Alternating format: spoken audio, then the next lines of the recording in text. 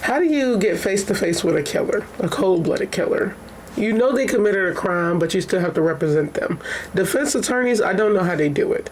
You know, they some people are just about the money, some people are just trying to win the case. It could be a mix of both. But it's like their goal is to prove that they're innocent, even though they're not sometimes. So I just don't understand it. You'd be like, do you not care about the victim? But they still have a job to do. I don't know how they do it. Them some strong individuals. Can you just imagine talking to like a killer face to face? Talking to somebody that everybody will talk about, like Ted Bundy, for example. Knowing he committed these crimes, but they still have to defend that disgusting person. I don't know how they do it, because I would not. I feel like I would immediately just like hit him upside the head with something and then like just walk out the courtroom. I don't know how they do it.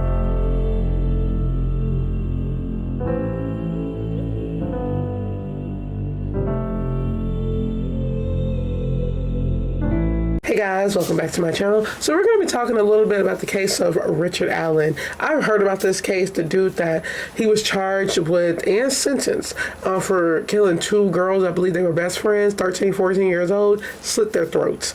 Now, what's even more disgusting is that he planned to rape them, but he did not because the gun was too loud. Insane, ill, you killer. He was sentenced to 130 years, y'all. Now, this happened in 2017, and I remember hearing about it. I was like, oh my God, what the heck? It was just so much,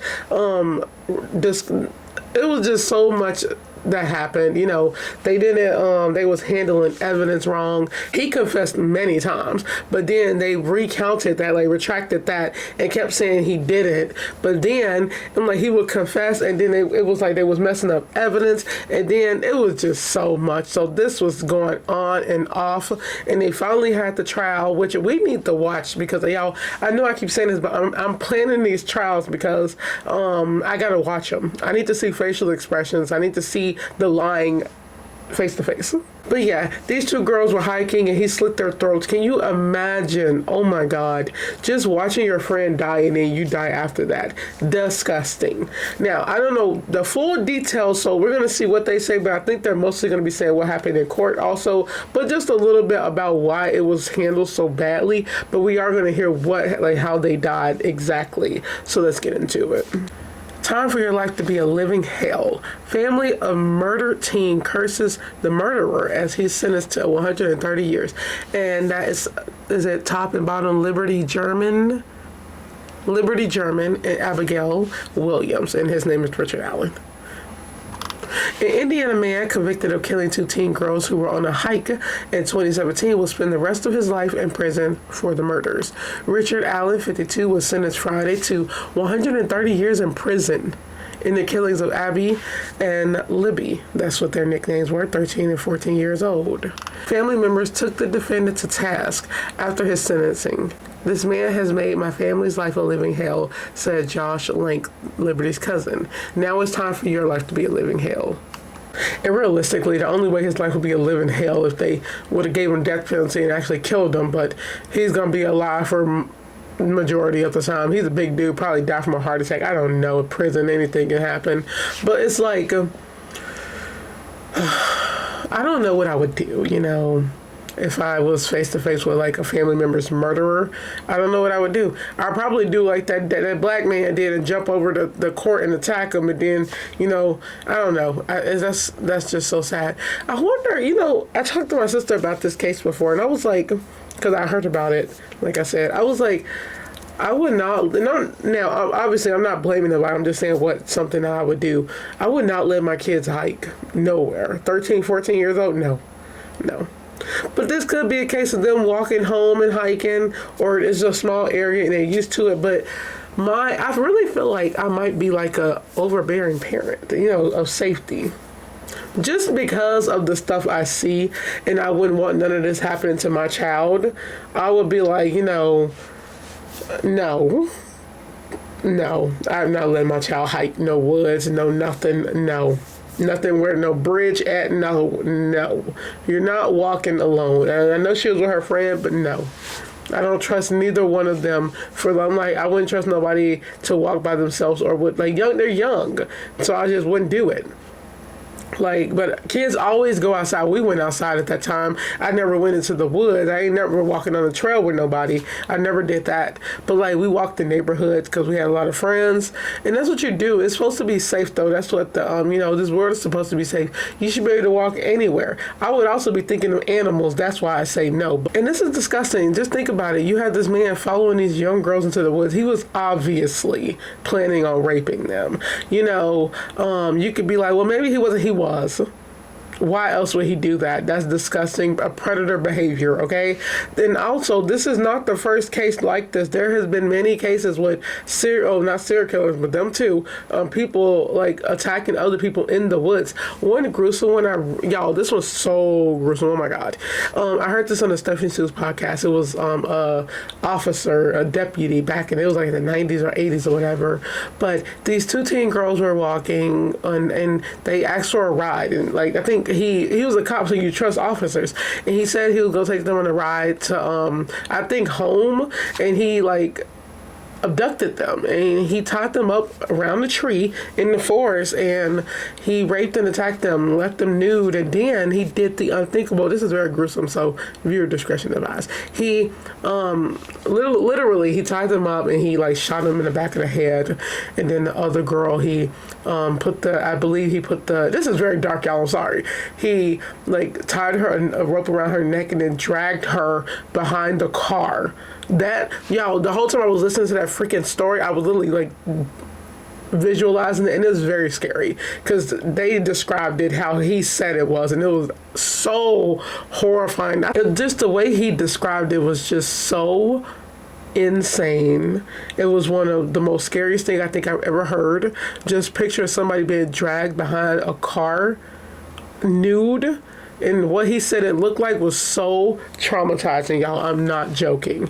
That was so traumatizing to hear. But like I said, sorry, y'all, about that. But there's been many cases like this. The defendant, meanwhile, maintained his innocence, and his attorney said they'd appeal. As Law & Crime reported in November 7th, a jury convicted Allen on 2 counts of murder and 2 additional counts of felony murder while committing or attempting to commit kidnapping in the girl's death. The guilty verdict came after 17 days of testimony in one of the most high-profile and controversial murder trials in the history of the state. Williams and German vanished while walking the Moon High Bridge Trail near Delphi, Indiana on February 13th, 2017, a day before Valentine's Day. That's so sad. Their bodies were discovered with their throats slashed in a wooded area just off the historic trail system in that area the following day. Prosecutors went into the case without any direct physical evidence implicating Allen, no DNA, fingerprints, or other forensic evidence linking Allen to the killings. Additionally, since his arrest, the case had been plagued with missteps and animus from all sides. For example, prosecutors accidentally lost 70 days worth of police interviews. What? The state provided Allen's attorney with a previously unseen report detailing how all videos between April 28, 2017 and June 30th, 2017 had been lost. Those lost tapes came in addition to 2 recorded interviews from February 2017 with men that the defense had indicated were key suspects in the girl's murder. Prosecutors maintained the tapes were accidentally erased. If that even happened with it being erased, it's like, how would that even be possible? Like, how do you do that? Like, is it like the VCR thing when you record over something? Like, what? 70 days worth of interviews is crazy. Like, how do you, what? And if that's true, I'm going to say allegedly, if that's true, allegedly, who else was in on this? They said 2 key suspects. Could it have been somebody he talked to about it, that they was going to, all bombard them? I don't know. This is weird, though, already. Is it weird, y'all? I swear, high-profile cases always have something with evidence getting lost. Like, I feel like what shady stuff could even happen? Like, what is it? Allegedly, could it be them trying to win a case? I don't think so, because it's like, why would you go that far to delete evidence from a real big crime to win some? So I don't even think that's it, but it could be. Allen's attorneys were admonished for accidentally leaking sealed evidence and were even forced off the case by the presiding judge before ultimately being reinstated. During the trial, prosecutors argued that Allen confessed to the murders on multiple occasions and is the bridge guy captured on cell phone video walking behind the two victims shortly before their deaths. Jurors even heard a recorded phone conversation between Allen and his wife in which he said, "I did it. I killed Abby and Libby," according to the Associated Press. The state has shown that Richard Allen is bridge guy, Carroll County prosecutors told the jurors in his closing argument. The Indianapolis Star reported, adding, 5 years he lived in the city, 5 years he lived among us. And real quick to y'all, that's what I don't understand. I feel like every time somebody say they confessed or something, I feel like you always got their attorney saying that it was like lied that. But how can you lie when you're telling your wife? Like, you have many times this dude come out saying he did it, and then you got them on the video. You hear his voice. Come on, it's crazy. It's just sad those girls had to die that way. And then if that's true about him being behind them recording them, ew. If they had the footage of that, you really got this man stalking these two young girls. Like, the predatory behavior in this is so nasty. And the crazy thing is that you see this everywhere. Like, these predators are everywhere, women and men, who stalk little kids just to attack them. 100% without a doubt he was going to rape them. 100% he was going to do it because that's what they do this for. Like, I don't know. That's just what I believe, y'all. Defense attorneys Brad Rosie and Andrew Baldwin argued that prosecutors tried retrofitting evidence to make Allen look guilty because authorities were under immense pressure to solve the horrific case. They also brought in expert witnesses who testified that Allen's confessions were false and caused by months of living in solitary confinement where he was incessantly harassed. Allen's defense attorneys had previously put forth a theory that the victims were killed in a ritualistic sacrifice by members of a white nationalist Odinism cult.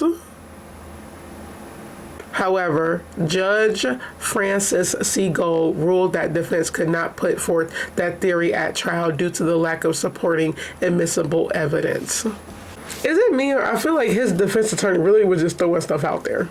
Where did the cult stuff even come from?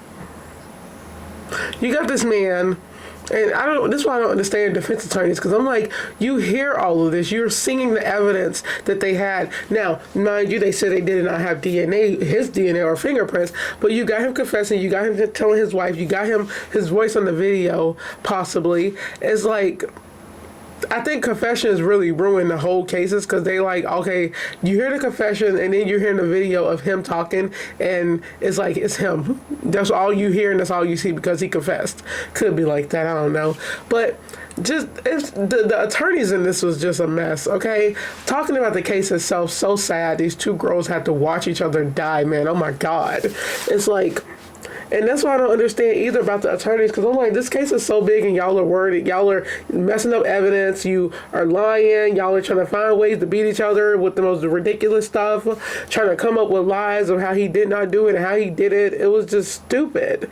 And no wonder this case took so long, because look at how they like, this was all on them. I'm talking about how the trial went, not the case. Obviously, I'm saying he did it because he was charged already, okay? That's what I'm saying. It's like they found him guilty. That's why I'm saying he did it. I'm like, also with him confessing, it sounds like he did the crime. It's like, come on. I don't know. This was a weird one, only on the attorney's part. Sad with them, the little girls. They did not deserve this. If that was really him, oh God, I feel like I'm doing it now too. I really do think that was him. It's like, I heard about this and it was just too much going on, and he got what he deserved. 130 years, deserved 100% worse. It's like, just to slit somebody's throat is so, oh my God, that's so just gruesome. That's tragic. That's so, I don't even think it's like to say it's personal. Well, it's personal when you use a knife, but like, two young girls watching each other die is like, you attack them and they can't fight him off. He's a big man. This is a big man. But You have men and women taking lives like it ain't nothing, and just to kill a child is just another level of, you are bottom, you are scum, you are nothing. And this is a really sad case in general, minus the attorneys that's messing up everything. I'm talking about the little girls who had to endure the pain. I do not believe no sacrifice, and I don't believe none of that. That don't even make sense with this, because they're like, the judge even said it. Where did they even come from? I need to watch this trial, y'all, but they only had so much on this one, a law and crime, because it kind of started, since it was in 2017, it kind of started with just the trial stuff, and then they was talking about what happened. So I don't know, this is a weird one, just because the attorneys, y'all. But I feel so bad for those two little girls. They was just walking, which I really, that's another reason I wouldn't want my child to walk alone, because there's predators out here everywhere. You don't know anything. And it's like, you don't know people, don't trust people who are walking by themselves on a trail, okay? Like, obviously, people are doing what they do. They can walk, but, like, don't talk to people, man. That's what the moral of the story is. Just be careful. And those girls did not deserve this. He was going to attack them no matter what. Okay, that he had this planned. This was disgusting. There's video recording of a person behind them, y'all, watching them walk. How eerie is that? And then they end up dead. Oh my God. Thinking about the stuff people go through before they die is so sad, man. It's really like, that'll put your mood down, but like, I gotta talk about it. I just have to, because I'm like, it be stuck in my head. That's why I have to talk about it. But I hope you guys enjoyed this video. I was curious about what they had on this one, but it looked like they mostly talked about like what happened with the attorney and how they kept messing up evidence. But he got 130 years in prison, rightfully so. He confessed to this. There's no other, like, nothing else. And I don't know why, but real quick before I end it, I don't know why you always got people saying, now this do happen in some cases where police will break somebody down so bad that they finally confess. He confessed to his wife. I don't think it get worse than that. What else is it? Courtroom aside, the case, the murder, 2 young girls' throats slit by a predator. He didn't do more because he probably was rushed. How disgusting to think about that. I just think so much true crime. It could have been anything. Somebody could have heard something and it just wanted to hurt or kill him. He probably didn't use a gun because it was too loud. And now that I'm thinking about that, I still think he was trying to rape them. That's ill. You always see that in these cases. That's why I said this, because I feel like some just made him hurry up and kill him and get it over with. But it's like, why did you kill them? What was the motive behind this? But at the same time, sometimes there is no motive. There could be people who just want to attack kids and kill them and hurt them.